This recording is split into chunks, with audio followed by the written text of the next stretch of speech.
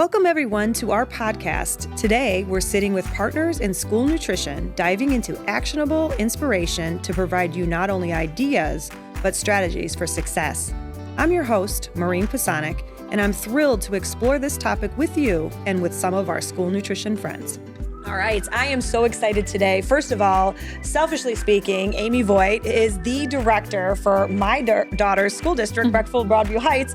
But why I bring her today is because not only does she serve my kid meals every day, your team was the winner of the Mystery Chef. Yes, it was your first go at it, too. You guys came in there strong. So your background, you are a dietitian. We love that we are moms. This is a fun business to be in if you're a mom. So talk to me a little bit about why you chose schools as a career pathway, just quickly. So I really loved, as you mentioned, I'm a dietitian. I really loved my school food service rotation in my internship program. And I started right out from graduate school. So this is the only thing that I know. And I don't foresee making a change. I love it. It's fun. It's different. No 2 days are the same. You're going to interact with great students and our staff is great too. So it's a really rewarding path that I'm happy with. Yeah. I came about it a little bit differently. Like I never in my world thought I would be in school food service. I started first clinically and then found it and was like, jackpot. And I think for those of people that are listening that are students in nutrition or thinking about a career in nutrition, I don't think they should sell school food service short. I mean, it's a pretty awesome place to be. I take interns pretty frequently and I hype it up as best as I can. I mean, obviously I'm biased. I love this path. I love this career, but I really try to shed some light on this department and this career that maybe they wouldn't get in another application. So I try to show them how fun it is and how rewarding it is. I love it. I love it. And so why I want to interview you today, this is NutriSmart Snacks. So it's supposed to be like just a quick conversation to really give people some tools and ideas. What I love most about you is not only your enthusiasm around the work you do. Obviously, you were blessed to find your spot and your niche, but you bring this morale. I call it the menu morale. Like you look at concepts, you look at the cafeteria as an extension of the classroom. So you and I are like simpatico, like this whole idea of like, it's not nutrition unless they eat it. Right. But one of the hardest jobs I had as a food service director was motivating staff. Right. So talk to me a little bit about Give me a couple of ways that you feel have really been when you get this idea like, hey, let's sign up for this mystery chef. Right. By the way, it's a little extra work. Talk to me about how you go to your staff to really build this enthusiasm. Right. So I think it's twofold. One, I'm very lucky. I have great staff that want to do the work. They want to come up with new ideas and see the students excited. And two, I'm continuously talking with them. I'm going into the kitchens. It's not once a month. It's not once a quarter. It's every week. I'm talking to them. What's working? What's not working? What do we need to change? What do we want to try? Oh, we did this 5 years ago. Let's give it another try. Let's try to revamp it. I'm lucky in that they have a lot of great ideas, and it's just continuous communication with each other. If it's an idea that I can tell they're a little hesitant about, I always approach it as if, okay, let's give it a try. If it doesn't work, then we'll switch gears. I never stay married to it in hopes that, it does work out, but I don't want to scare them right off the rip and say, okay, we're absolutely doing this regardless if it flops. I always try to give the option of, we can change, we can pivot, we can maneuver as needed. And I think that gets a lot of their buy-in. I love it. And then they see the excitement from the students, and then it just keeps on building from there. I love it. So I used to say there's not a lot of ego in my menu writing because I would write it and get real excited and then it would flop and I'd go, okay, I guess it's not as good as I thought. No matter how badly you want it to stick. I've had a couple of those and you just got to keep moving forward. Yeah. So I appreciate that so much. And gosh, I love so much the opportunity to be a consultant and be in all the schools, but I miss those days of being able to walk. I used to call it my baby schools. You walk in a cafeteria, you talk to the kids, you actually see what they're eating and not eating. You ask them questions about the lunch. You go in and walk in the staff lunchroom. I think you make yourself just part of the fabric that weaves a day's operation together. And then that trust is built, right? So the trust that they know you care enough, that you are going to continue to push the needle and you want them to be a part of that and ways to coach. Talk a little bit about the mystery chef, because I know we always, put that out in the beginning of the year and say, join us. We hope you guys join us again. But we love to see that unique type of professional development to not only show people that you're invested in them day to day, but that when you do get a chance to do professional development or pick a project, you're going to pick something that really engages them at a way that builds that creativity. Talk Right. a little bit about Mystery Chef in Brecksville. So we got the information, of course, come across via email. I forwarded it to my head cooks and said, hey, is anyone interested? I'm certainly going to participate, but I would love to have everyone else's engagement. If you're interested, let me know.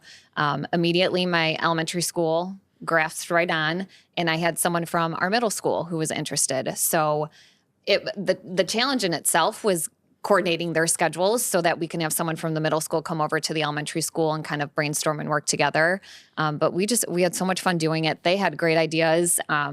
It was a lot of trial and error. Okay, let's brainstorm. Let's open the box together. Let's initial thoughts.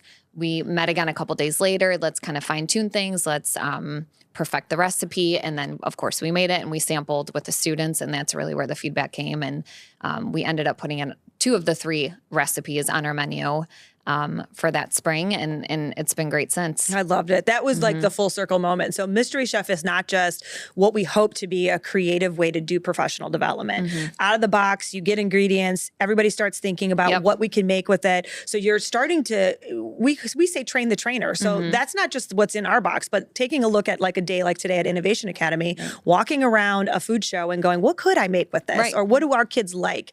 And really trying to engage folks, because I think if they start getting the why behind the recipes and the menu days, I think it's easier to evolve and really help, not only that, who wants to serve the same thing all the time? Right. My staff say all the time, hey, let's switch it up. We're feeling the repetition of this. And if they're saying that, I can only imagine what the students are feeling who's actually eating it. Yeah. And I'll tell you, my daughter was thrilled to see the Mystery Chef recipe on your My School menus to click on the meatball stromboli, which, graciously, one of our local vendors, Dogo's, you were able to get a local dough ball. And you have been doing that as a pizza program. We did that training where we helped your school learn how to press that and do that. But then you took that dough and made it into something completely different, which is, again, takes that monotony out of always it being pizza, but knowing pizza is pretty popular. What can you do with that dough versatilely? I love that idea. One of the things that we talk about is not getting stuck, but you couldn't get stuck because your first year you were opening a brand new kitchen. Yes, sir. Remember that? And I came in when I wasn't part of the planning process of the new kitchen, so it was totally new for me. And it was a great learning experience. I reflect on that, and everyone in that building was new that year, whether we had new staff or returning veteran staff. That entire year, I kept saying, we're all new, we're all learning, we're kind of trial and error and see what works and pivot from what doesn't. I love that. So one of the things that you did and continue to do is you're humble and you right alongside your staff, you teach them things are possible. We're going to do a quality, not a quantity, and we're going to build on that strength. One of the things that I know you're proud of, and I am so proud of being a partner in your menu planning with you, is your produce bar. Talk a little bit about how brand new school babies, people don't give a produce bar to kids. They can't do it. They can. They can. And talk a little bit about how new school, getting all the new staff trained up, and then a new produce bar concept. So you said quality over quantity. We started the produce bar with every offering that we could. And we realized by, the second, third lunch period, we couldn't keep up with filling it because our students were eating it, which is what we wanted. So instead of, 12 different offerings on the produce bar, it was, 3 offerings of fruit, 3 offerings of vegetables, and really fill it and make it look presentable and well enough that the students wanted to take what was there versus, a small portion of each little thing. The tricky part was kindergarten students. They do need some assistance each year at the beginning of each year. They do. And I think it's just the height and being able to reach in and use the tongs. So we have extra staff that help with that. Some educational assistants who are in the lunchroom for that.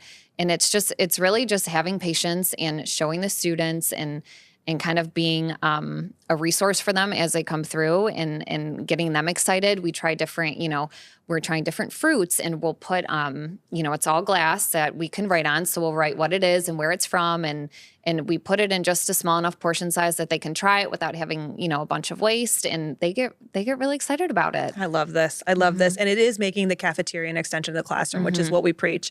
But you're getting it with your students. And I know it's so hard to cheerlead both students and staff, right? To keep them motivated excited and doing things. Tell us a little bit, you cheerleaded another process, which, I'm giving you all the props, but you deserve them. So you do some work with composting even with Rust Belt Riders. So not only are you doing cool education opportunities, Mystery Chef, you're doing cool concepts for your kids, you're moving the needle on environmental friendly practices in the cafeteria space. Real quick, tell us a little bit about Rust Belt Riders program at Brecksville-Broadview. They're phenomenal. So we do pre-consumer composting. So we haven't branched out yet into the cafeteria. Post-consumer is how they phrase it. And it's just basically any produce scraps, any food scraps that we have in the kitchen while we're prepping, or, on a Friday if we can't hold something over the weekend and unfortunately we have to, scrap it, that all goes in the compost. And I kind of framed it to my staff as if instead of throwing it in the garbage can, we're throwing it in a different type of garbage can. It's not a lot of extra work for them at all. They've taken up to it just fine. We've had good success with it. I love it. We actually put our compost bin into the freezer each night so that it stays fresh and no critters get into it when we're not there, and it works out great. Oh, I love this. So if anybody's looking to open a new school, start a new produce bar, join Mystery Chef, or compost, you're the girl. And what I love about our schools is we are not competitive restaurants. So I know that you've worked actively in local SNA, as well as just our good friend and colleague to anybody who has questions to ask about all the great successes. We are so blessed in our community in Brecksville to have you, and I'm pleased to fill that lunch account so Addie in her 7th grade year can continue to buy and enjoy lunch service. When you were a kid, what did you like best at lunch? Popcorn chicken bowl. Oh, the mashed potato chicken bowl. I'm finding a theme. It's either that or pizza. Pizza, yeah. I really do appreciate that. Well, there is a great amount of respect and certainly just love I have for the work you do and for you as a person and as a mom. I appreciate your time and what you do to help build up everyone in this community. And thank you so much today for being a part of NutriSmart Snacks podcast. Thanks for having me. Have a great rest of your show. Thanks.